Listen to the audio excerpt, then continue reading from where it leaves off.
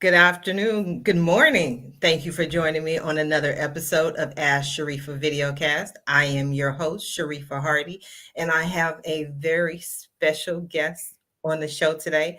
I'm excited to have the opportunity to speak with him, to find out what's going on in his world, to pick his brain, and to find out what's new. I'm going to be speaking with Joe Collins for Congress. Welcome, Joe. How are you? I'm doing very well. Thank you for having me. How are you? I'm excited. I'm excited because I've been able to see your growth, at least in the political industry. So I saw where you were, I saw your last campaign, and I'm interested in learning where you're going. Tell us a little bit about yourself, Joe. Yeah, last election cycle we ran against Maxine Waters. It was very exciting. I think we did a really good job. We registered a lot of Republicans. We got out there, we got seen, we got visible. We learned a lot running against one of the most powerful women in Congress, one of the most powerful Black women in Congress. And, I was elated to have that experience. After redistricting now, we are in the new 36th congressional district. We have a new opponent and we have a new type of people that we have to engage with. It's more of an upper class, middle to upper class community that we're working with right now. So the issues are extremely different. But either way, I think we have a great opportunity this time, a better opportunity this time to make it into Congress than we did last time. We had a lot of growing pains, and we learned from it. We're going to use that experience in order to get into Congress this election cycle. What made you decide to run for Congress or even go into politics? Mhm. Well, I was in the military for 13 and a half years. Politics is the next step after military. And it was only right. You look at our communities, you look at the lack of leadership that we have, especially lack of Black leadership that we have, and we can't leave it to the aged politicians or the older generation to lead us into the promised land or be that figure that we can look up to. A lot of younger people really have to start stepping up and getting involved politically. A lot of people think that our culture is entertainment and sports, but it's not. You look at the history of Black people. We have a lot of scientists, we have a lot of doctors, we have a lot of judges, attorneys, politicians that have done some amazing things, and we have to keep that trend going. I'm not an entertainer. I'll never be an entertainer. I could play sports, but I'm not a professional athlete. Everybody has to find their lane, but we got to get involved. We got to be the future of America because, after all, we're going to be those leaders. I definitely agree. We need more leaders such as yourself. So what you're saying, because what I'm hearing you say is that you just feel like politics is an evolution of everything that you've already done. You were in the Navy, next step is politics. But what is it in you that makes you someone that people should vote for, people should follow? Um, just individually or even based on your experience, why you? Well, the reason why I would say why me is because, I've gained a lot of leadership experience from the military, gained a lot of leadership experiences from the things that I've been through. And I think that that's something that will be valuable that we can bring to our community. Outside of that, international relationships is absolutely important, as well as business and corporate. Those are also important, and those are things that I bring to the table. I sit on the board of an international development company, and I also have my own development and government contracting company. I think that when we talk about where the United States is, where we came from, where we're going, we can all agree that it's going to take a different type of person to get us to where we need to be, right? And you look at, the way America is going right now. We got to ask ourselves every single day, I like voting for the guy who I vote for because maybe our political parties align, or maybe I don't like somebody in this party, or maybe somebody in that party did something to me. But are the representatives representing us in the best manner possible? And if that answer is no, then it's definitely time to try something different. The definition of insanity is doing the same thing over and over and over again, expecting a different results. We don't want to get caught up in that mindset of thinking that we have to be a one party person or a one issue person when everybody in America is struggling. Yes. And your party, correct me if I'm wrong, is the Republican Party. Yes, absolutely. Republican Party, conservative values. So what does that mean to you when you say conservative values? Well, conservative values means to me that I like to run my life in a manner that best fits me and my family. I believe in God. I believe in my freedoms. I believe that the government should not be heavily involved in any decisions that I make, whether it's medical decisions or where I can send my children to school. And and those values are very important to me. You know, a lot of people really depend on the government to take care of them, but you have a lot of people who don't want the government in their lives at all.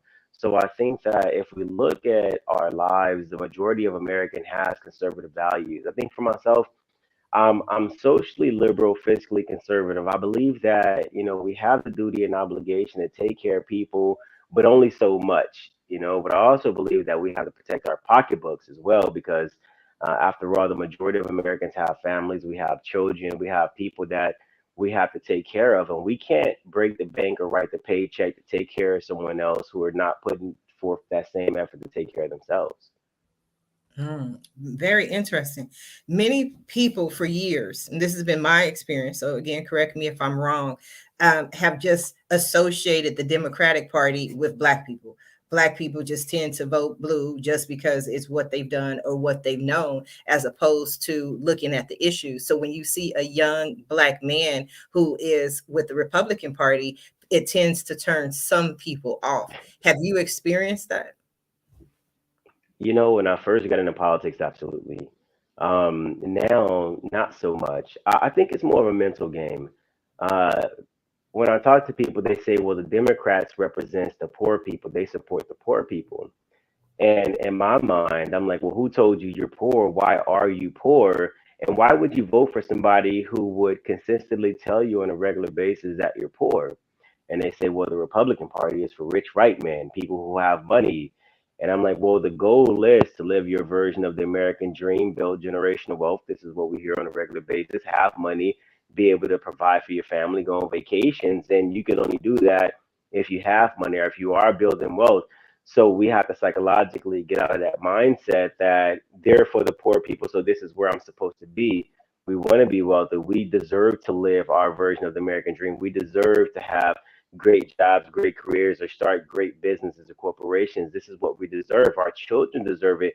So we got to kind of transition our mindset from thinking that, oh, Democrats are for the poor people, so I'm going to roll with the Democrats, and Republicans are for the rich people, and I don't feel like I belong there. You absolutely belong wherever you feel or wherever you think you belong. And I absolutely believe that. If you want to be poor, fine, be poor. And that's where you're supposed to be. If you want to be wealthy, let's figure out how to do it together.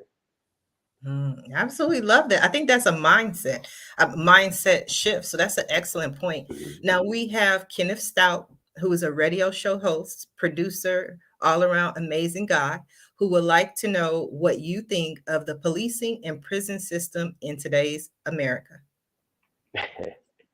The policing and prison system in today's America, we can all agree that it's broken. There are tons and tons of things that could be done in order to improve it. Unfortunately, we're living in a time where Democrats and Republicans would rather not work together for the sake of having the best opinion than work together for the sake of doing something positive for the American people. I think one of the misconceptions or misnomers is that Black people are the only people that experience police brutality or some heavy issues with policing, but I think it's like a heavy populated inner city area type of feel. So everybody who lives in these communities are faced with the same issues. When I was in the military, I served 13 and a half years. We had quarterly training, which means that we were trained on a regular basis to stay abreast on what was going on in the world and in the individual communities that was around our military bases. I think we have to implement that same type of training into our police, sheriffs, into our federal law enforcement agencies. Period. I think that you know, more training is necessary. We're in a different time. The majority of the laws that has been passed that seriously, systematically are created to affect inner city or poor people are kind of changing right now. We need new laws that keeps up with the times that we're living in. Just because a person looks like something doesn't mean the person is that. I know a lot of times rappers, you know, people want to follow the culture of rappers and they'll get confused for somebody who's in a gang and they'll get targeted by police. I think these type of culture shifts are important when you're introducing new legislation that supports the idea that we have to change the way law enforcement is implemented in our communities and throughout the United States. When it comes to the prison system, I think it's a whole pay to play type of game, and a lot of times people they don't know the law, so we have to get people educated on how the system works. People are pleading guilty to cases that they obviously shouldn't plead guilty for, but it's a lot of pressure. And I think a lot of that pressure has to be alleviated. And the only way we can do that is by, passing legislations that create more attorneys that can represent people if they can't, afford their own representation. Right now, you have attorneys and they're handling 300 and 400 cases at a time. So the only thing that they're doing is making deals instead of working for what's best for their clients, and that's a problem. It's always going to be a problem until we get somebody who is willing to do something about it. Are you that person who's willing to do something about it? Yeah, absolutely. But people have to trust me first. People have this thing to where they only trust the demon that they know instead of the newcomer who is from the same area and who wants to do something better for them. So, with that said, the next question that Mr. Stout has is, how do you feel about gun control? With that said, Well, when it comes to gun control, I think that, and I've said this plenty of times, a person with the intention to commit a crime or to commit harm against somebody else with a gun or with any type of weapon, they're going to find a way to get that weapon. You can implement gun control, you can implement laws or whatever, but we all can agree that when you pass a law, the law is only effective to the people who already abide by the laws. People who want to commit harm, criminals, they don't care about the laws. So in my opinion, I don't think gun laws are effective. I hate the way the government subverts responsibility to blame an inanimate object instead of blaming the person and blaming the 1,800 federal law enforcement agencies that we have in America. And at any given situation where there is a mass shooting or gun violence, even in the inner cities, the person who's committing the atrocities has already had some type of interaction with law enforcement, federal or state. And I think that those law enforcement agencies are dropping the ball on a regular basis. There should be no reason why a person who has had a contact with a federal or state law enforcement agency is able to commit a mass murder or even gun violence. I think that they should be tracked. I think they should be watched 24/7. But that's a failure of leadership on the legislative of branch of the state, local, and federal government. I think it's just absolutely ridiculous. We can't blame a gun when a gun doesn't shoot unless a person pulls the trigger. And normally the person who pulls the trigger has some type of previous interaction with law enforcement agency. mm, I definitely agree. One of the words, the key words I keep hearing you mention, Joe, is the word training. So it Mhm. seems to me that your belief is that many of these issues that we're currently experiencing have more to do with training as opposed to any other factor. And so that we can retrain people, retrain organizations, retrain the police force to operate and to respond in a different way. So do you feel it's more of a training issue as opposed to maybe some people just go, okay, well, it's systematic? I think it's a little bit of both. We can't be oblivious to the fact that there were a lot of laws that were created back in the 40s, the 50s, the 60s, and the 70s that were specifically used to target people of colors and communities of colors.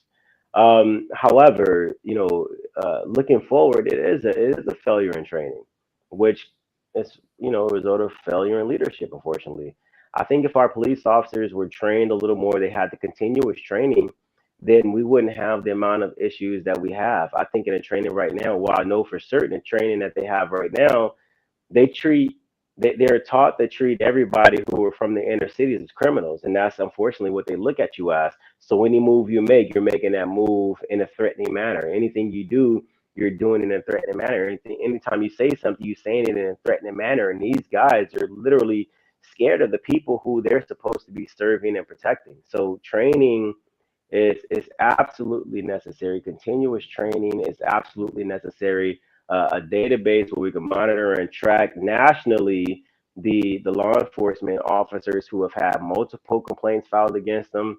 who have had, abuse, things of these natures. It needs to be monitored, body counts, all of this stuff. It needs to be implemented.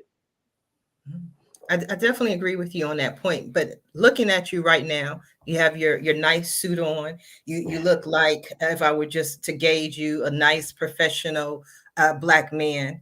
But have you experienced any type of racial profiling? I don't know if I'd call it racial profiling, but I've definitely been a victim of police brutality on more than one occasion. And Okay. it came from how I was dressing. It came from the neighborhood that I was living in. Um, and I guess that's just the nature of the beast. Was it racial profiling? Maybe it was criminal profiling. I don't think it had anything to do with the color of my skin. I think it had to do with how I was dressed and where I was at that time. Mm. So But did you that shouldn't have been a fault of mine though. As a law enforcement officer, you should absolutely know what you're doing. Right. Because it seems to me that's kind of one of the arguments that has been made. He had on a hoodie when you look at certain instances. So, what a person wears affects how they're profiled as far as a criminal or how they're perceived. Is that what you're saying? Yeah, for the most part. And I don't think that's right. I mean, like if we look at our First Amendment, the freedom of speech and the freedom of expression, you should be able to express yourself however you want to when it comes to how you dress, how you look, how you speak. It's a God-given right, and nobody should be punished for that. Mm. Now, I want to go back to something that you said earlier, and this kind of stood out, but we kind of kept going. You mentioned rappers. One of the things that I saw and I believed, and I was one of those people who to a certain extent was surprised. I'm gonna say that. I'm gonna use the word surprised when President Biden sat down with Cardi B. And then President Biden continued on to the Breakfast Club and some of the statements that he made at this outlet.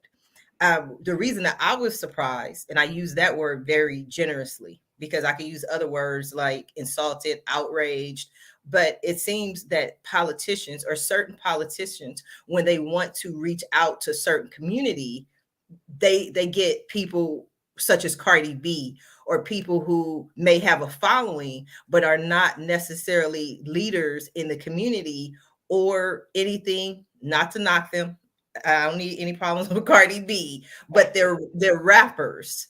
Um, what were your thoughts, or what did you think of that interaction, if you have an opinion? And this is just my personal opinion, I thought it was a clown show, Okay. to get an entertainer, right, to talk politics is, in my opinion, extremely ridiculous. The only difference between a rapper and a clown is the type of costume that they wear, you know. But their job is to entertain. Their job is not to pass policies. Their job is not to talk about politics. Their job is specifically to entertain people. They got in the entertainment industry, not the political industry. But Joe Biden, he felt himself. He felt a little too comfortable, especially with some of the remarks that he's made. But it's not uncommon for Joe Biden. He's been doing it since the '70s, since he's been a senator. But people have just ignored it because he's a Democrat, or they blame his age, like, oh, that's just another Uncle Joe gaffed or whatever. But there are a lot of people who see right through it. You could do whatever you want for votes, but it's you're pandering. Tactics are limited. Eventually you're actually going to have to start doing something for people outside of talking about what you're going to do for people. hmm I saw the same thing, and with not to go off on the President Biden tangent, but one of the things that I saw was that we have, as a people, have a very short memory, and that many of the laws that were created, from the three strikes laws to mandatory minimums, were all a part of this regime. And so now, what we have to do is create a world, create an America that is more equal, for lack of a better terms. Again, I want to go back to the question of why you, with all of the issues that are going on in America. I was somewhere the other day and I wasn't in Long Beach, thank God, but gas was at $8 a gallon, over Yeah. $8 a gallon. Like right now, we've ran out of baby formula. There are so many different issues that are going on in America, and the greatest minds in the world are tackling these issues. Why do you feel that you're the person who can come in and resolve many of these issues? Well, because honestly, I lived a lot of them as a civilian before I joined the military, during the military, and even after I got out the military. A lot of politicians are extremely disconnected from the communities that they claim to represent. They live extremely well while pandering to people who they claim to represent. There isn't a politician who's running out of formula. Politicians probably don't even know the cost of a gallon of milk. So we have to start electing people who are relatable, people who can understand that struggle, people who would not take politics and make it a career. The cost of living is extremely high, and we don't have a politician in office who knows what to do about it. But I do. We can reduce taxes and restrictions on development so we can lower that cost of living. I mean, it's just simple solutions, but people think that they can throw money at every single situation, it's going to go away. That's not the case. We can look at education. Our education is amongst the lowest in the entire world. In California, we're ranked either number 48 or 47 out of 50 states when it comes to education. Our education is bad. People read at a fourth grade level. How do we fix education? Put trades back in the schools, make our education competitive. Apply group thing, group principles, team building exercises into our school. Bring technology into our school. Let's actually start training our young people to be productive adults. That's a start. We can look at homelessness. People say, well, let's just house the homelessness. Well, what is that going to do? Those are temporary solutions. We need people with long term solutions, people like myself who have a plan that can literally get us back to what it takes to be in a productive, functioning society. Very interesting. I see that was a well planned, well thought out answer. I love it. Now, I was looking at the redistricting and what appears to me in your district, just looking at some of the locations that were included, it appears to me that you have a wide variety of communities within your district. I mean, some are a little bit more on the higher echelon, where some are a little bit lower. How do you balance that? How do you balance serving so many different people with so many different demographics, so many different races, so many different ethnicities, so many different economic levels, all within the same district? Well, I think the first thing that we have to do is we have to stop classifying people or separating people based on class. It doesn't matter if you have $100,000 or $50,000. The issues in the community are the same. Homelessness is out of control. Crime is at an all-time high. The cost of living is continuously skyrocketing. I mean, it's completely ridiculous. These are issues that people are talking about on a regular basis. A person with $100,000 don't want to be robbed or killed, just like a person who makes $50,000. A person with $100,000 don't want homeless people sleeping all over their lawns and in front of their businesses, just like a person who makes $50,000. The issues right now are completely the same. Everybody is struggling. It doesn't matter if you're rich or poor. It doesn't matter if you're a Democrat, Republican, or an independent. And so, what I've been able to do, what we've been so successful at, is not judging people based on our perceived notion of what they have. I wanna find out what the issues are of the people who live in my community, and I want to collaboratively come up with solutions that works for the people in my community to fix their issues. Hmm. You just like, let's just be a melting pot. Can we all just get along? I like that. It's a warm feeling. Now, Mm, this is your second campaign. We're going to yes. get you into office one way or another. We're going to get you in. But people who saw your last campaign or your first campaign and are asking themselves the questions, okay, you didn't make it that time. Did you learn anything? Has anything changed? Would you have done anything different? Have you gone on a different strategy? What is going to get you in that seat this time, Joe? What I learned from my last election is you really have to be open minded to the way people think. I think you have to listen more than you talk, and everybody's going to have an opinion of you. Everybody's going to have something positive or negative to say about you, and I think you have to take everything with a grain of salt. Um, this new election, we've learned a lot and we're kind of taking a different approach, right? I want to listen to the people in my community. I love when they come to my office and they want to talk about things that matter to them. It gives me a better opportunity to create a plan that is going to work for the community. What's going to get me in office this time is, we're going to touch every single person who lives in a district, and whether they like me or hate me, whether they're Republican, Democrat, or Independent, I want to listen to them. And together, I want to come up with a plan that we can win. So you're listening to the Democrats as well. You're not just pushing them to the side. One thing, another thing that I learned is when you're a representative in the U.S. House of Congress or the Senate, you don't represent just the party that you're for. You represent everybody who live in that community. So if you're representing just the Republicans, what about the Democrats? If you're representing just the Democrats, what about the independents? Everybody deserves to be represented. And that's what I stand for. And that's what I plan on continually to do. Joe, how can people help you? Are there any ways that they can support your campaign? Are there any events that you have coming up? That any ways? Do you need volunteers? How can the people serve you?